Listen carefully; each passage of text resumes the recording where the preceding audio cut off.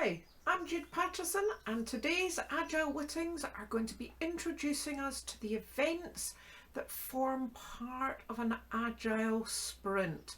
So yes, we're talking about sprinting in terms of Agile, not in terms of Scrum, not in terms of cycling and sprinting towards the finish line as we've got on the screen there. So let's have a little bit of a think.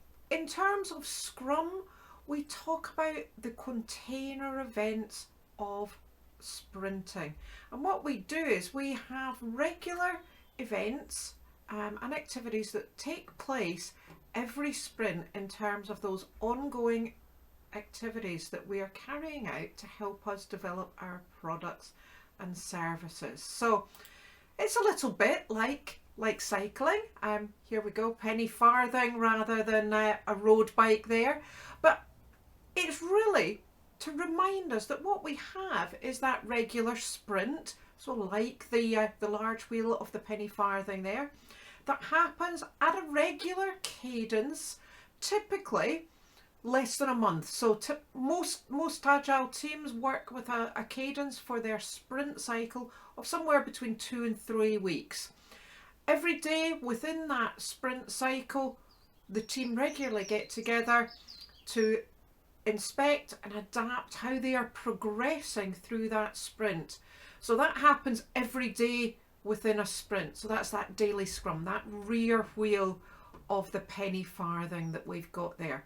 So what I'm going to do in this short introduction is expand on that sprint cycle and explore with you the different events that will happen every single sprint and why they are all important. So let's have a little bit of a look at what are those regular events we might have. So it's like a bit of a timeline. So what we've got a regular timeline and we are sprinting forever. This isn't about boom and bust where we carry out one sprint and then we stop. What we want to do is have a timeline where we are regularly sprinting each of those cycles that we've just had around that wheel. So we've got, around the first wheel, we've got, let's call that one sprint 3 because we've already started sprinting, and that will immediately be followed by the next sprint. So there we go, sprint 4. You'll notice on this diagram that we have no gaps between each of those sprints. No gaps. So what we need to do is we want to be keeping a fast enough cadence with our sprinting that we continue to gather new ideas, new products, new services, new stories that we're going to deliver from our product backlog, and that we're continually refining them so that we're able to then move into the subsequent sprint. So let's have a look within one of those sprints and think about the regular Scrum events that we would be carrying out. So let's just have a little look. I'm just going to zoom in onto one of those sprints so that we can see a little bit more and we can plan into it. So let's just zoom in on that sprint 4. There we go. Let's just remove that part. I'm just going to zoom in a little bit further. So let's have a look at sprint 4. What we want to be doing in all of our sprints is at the beginning of every sprint, the first event that we're going to run, so let's think of them as little containers, that first event that we run at the beginning of every sprint is called sprint planning. So the first thing we need to do is plan not the whole project that we're doing, but planning for that current sprint. So what we're doing is we're planning roughly that 2 to 4 weeks, whatever your cadence is. It's only as far as you can commit to. So I personally quite like a 2-week cadence to my planning cycle. Any longer than that, and you don't know what's going to be happening. If I take that analogy back to cycling, if I'm planning 2 weeks worth of cycling, which includes indoors and outdoors, there's no way I know what's going to happen in the weather 3 weeks out from now. I want to keep it to something that I can actually commit to.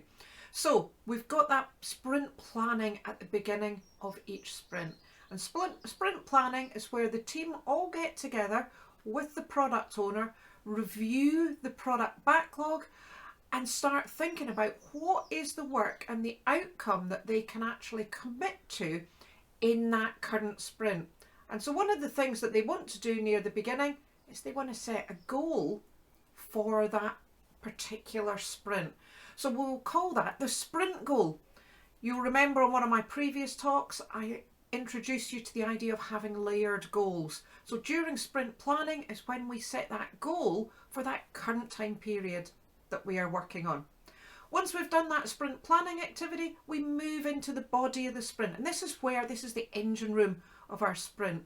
This is where, as a team, we're regularly getting together and we're actually developing our product or our service. We're working on whatever it is we're looking to establish.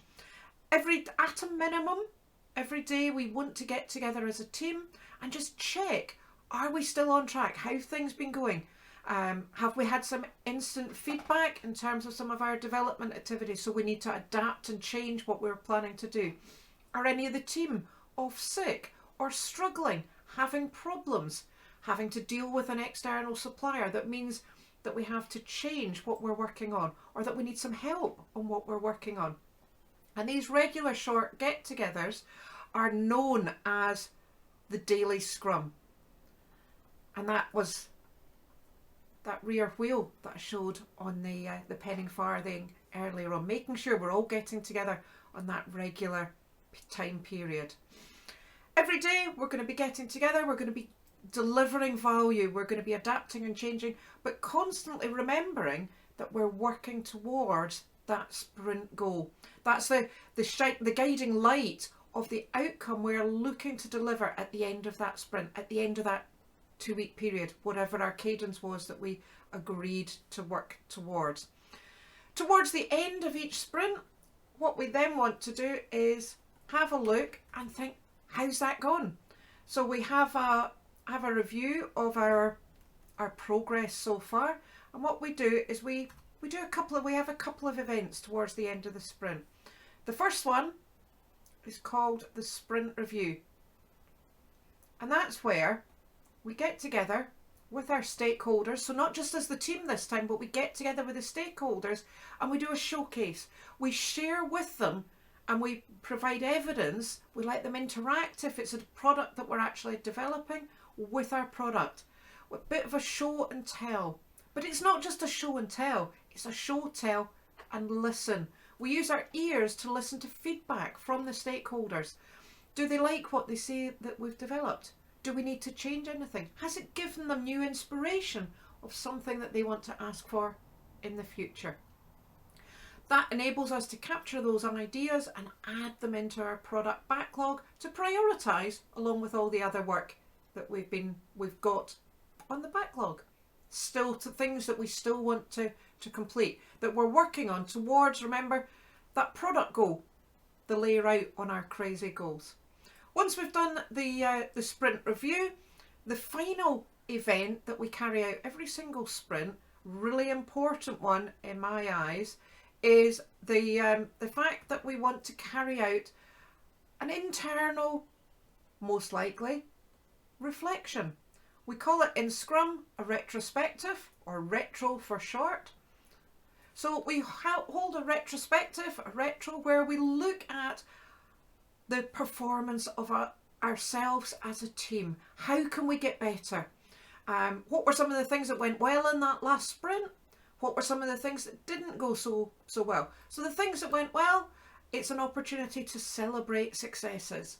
The things that didn't go so well, what we want to do is we might need to prioritise if we've got a whole list of them, but we would pick one or two of them that we think, how can we improve that? And a retrospective then becomes that cycle of continuous improvement. The reflection where we look at the performance and we do a bit of digging. We maybe use some data if we've got some around some of the analysis, or it might be about look and feel. How have things felt that they're going? How is our communication as a team? What can we do to try to improve that? Now, I'm not going to guarantee that what you decide to try will be a success, but give it a go. The core thing is we want to give something a go, we want to try and make some improvement, and we make some commitments out of that retrospective that we can feed into that very next sprint. So as we start moving along, we'll move into the next sprint and we'll be moving into planning sprint 5, looking at this diagram. We'll include within that our action plan, those actions that came out of that previous sprint retrospective. And then the cycle begins again. We carry out our sprint planning, we agree our sprint goal for the next sprint, and we continue through that cycle. So there we go, in a short nutshell, the key events that we carry out every single sprint as a team as part of our Scrum process. So thank you very much for joining me today, and I'll hopefully see you all again soon.